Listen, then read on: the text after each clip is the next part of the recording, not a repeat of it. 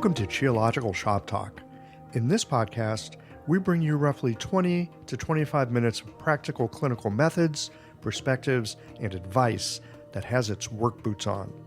Listen in for clinical gems that you can begin to investigate the next time that you walk into clinic. Additionally, visit the show notes page for supporting materials from this week's guest on Shop Talk. All right, friends, roll up your sleeves. Let's get to work.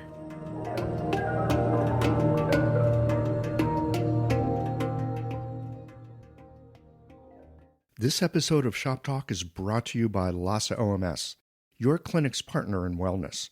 Later in the show, listen for a special offer from Lhasa to help you with all the transitions your patients face. The information shared on this podcast is for educational purposes only and is not intended as medical advice.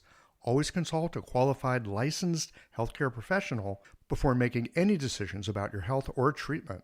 The host and guests are not responsible for any actions taken based on the content of this podcast.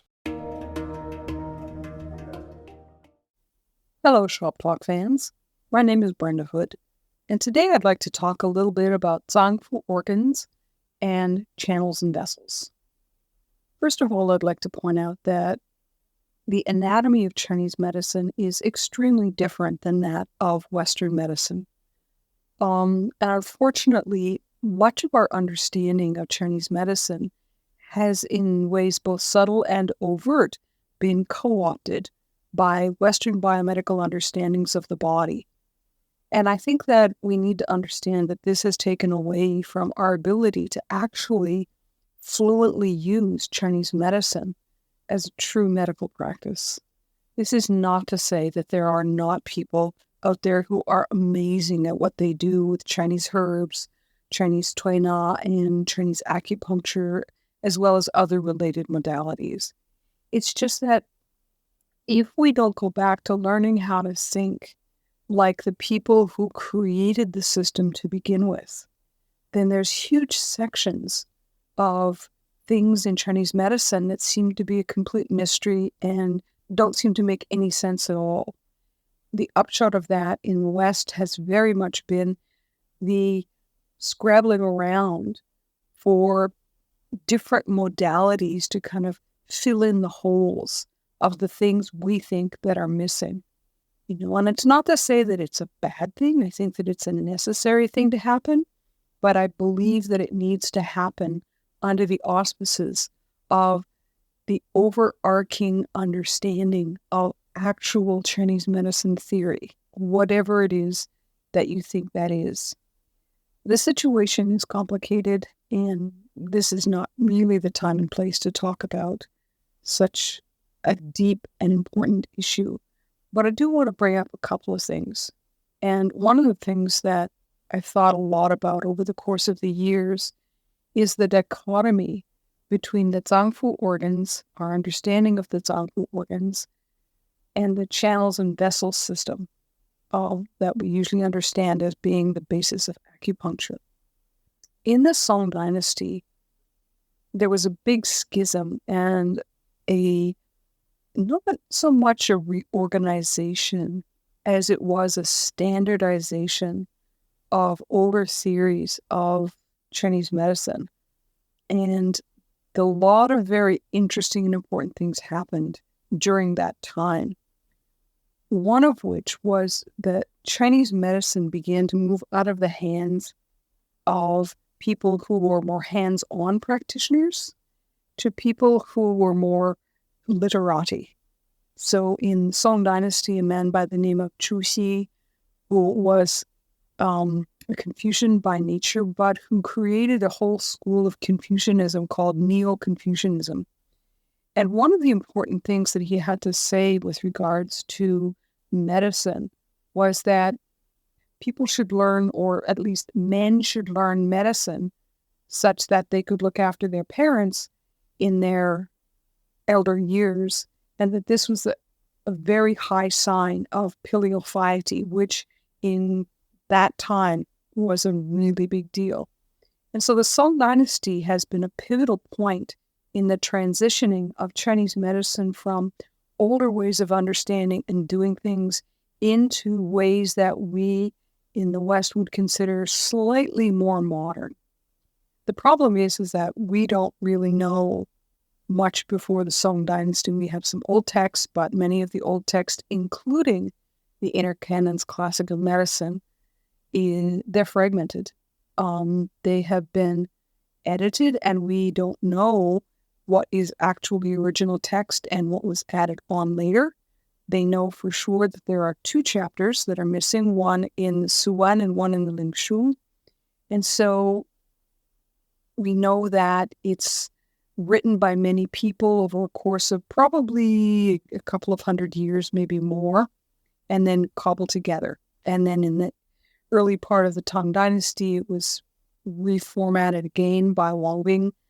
And we don't know much more than that. And that's not to say that it's not the canon of Chinese medicine and that it shouldn't be the canon of Chinese medicine, but we need to look beyond some of the things that are said in that and put it in the larger context of Chinese culture and some of the things in Chinese culture which were part and parcel of what might have been in that book and would have been the background understanding. And so I want to talk about 2 aspects today. The first aspect that I want to talk about is that in the West and in modern China, there is a bit of a bias towards so-called herbal medicine, a bias which began probably in the Song Dynasty. And that bias is that herbal medicine and medicine as practiced by the literati, the Confucians of the time, was somehow more respectable than Chinese medicine that was practiced by the non-literati and people who had more hands-on traditions. This created the schism that Chinese herbal medicine has more respect, even to this day, in mainland China than, say, acupuncturists, and acupuncture, which is considered more of a technical skill. And that is not to say that it's exactly the same in North America. I'm just saying that when I was studying there, this is kind of what I saw. And the way that people really seem to treat individuals that were practicing these 2 modalities of medicine. In the 1950s, a lot of Western medicine got included in Chinese medicine. A lot of Western medicine ideas were used to explain Chinese medicine, to the point where a lot of Chinese medicine was abandoned or refuted, some of which because it didn't fit Marxist theory. I remember studying in Beijing, and in my first book on foundations, they talked about how yin-yang theory was simple dialectical materialism, which, if you know anything about yin-yang theory or dialectical materialism, you understand is quite amusing and not free at all.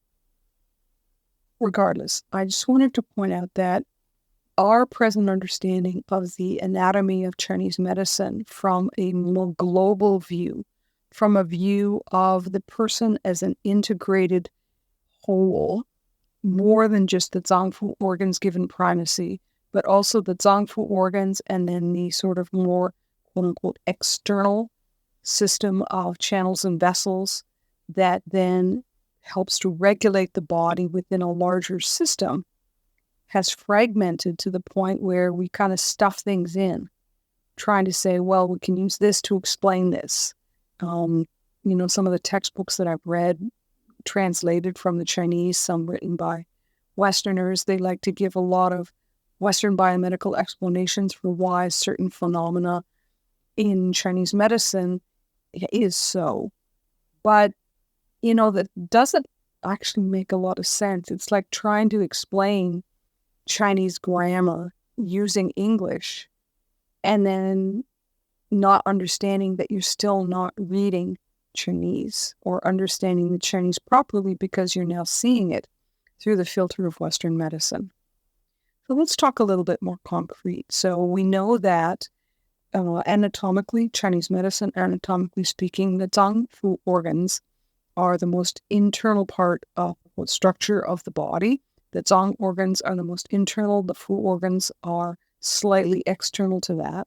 And that is because the Zang and Fu organs act as a system of integrating outside into inside, so that the Fu organs, which are receptive of things coming from the outside for, especially as far as food and break are concerned, process. And the Zang organs, we know according to classical Chinese theory, are areas that store. What do they store? They store essence. They store organ essence. There are 3 kinds of essence, and I won't get into that right now. If you want to talk to me, just shoot me an email or ask me at some time in the future as to why there are 3 essences and why we don't talk about them as much, at any rate. And so that's the internal system, not going into specific details of which organ does which. And then we have the channels and vessels. The channels specifically are given the same 5-element attribution as the internal organs. And so when we talk about the lung, for example, we know that from Chinese medicine point of view, the lung is a metal organ, and that has all of these other implications. But then we talk about the Taiyin Lung channel, the Hand Taiyin Lung channel. We also say, well, that's also a metal channel. And because its main connection to the inside of the body is routed through the lung, that's not wrong. And it is what it says in the inner canon, but that's not the only thing that it says in the inner canon. In the inner canon, they also talk about earthly branches as well.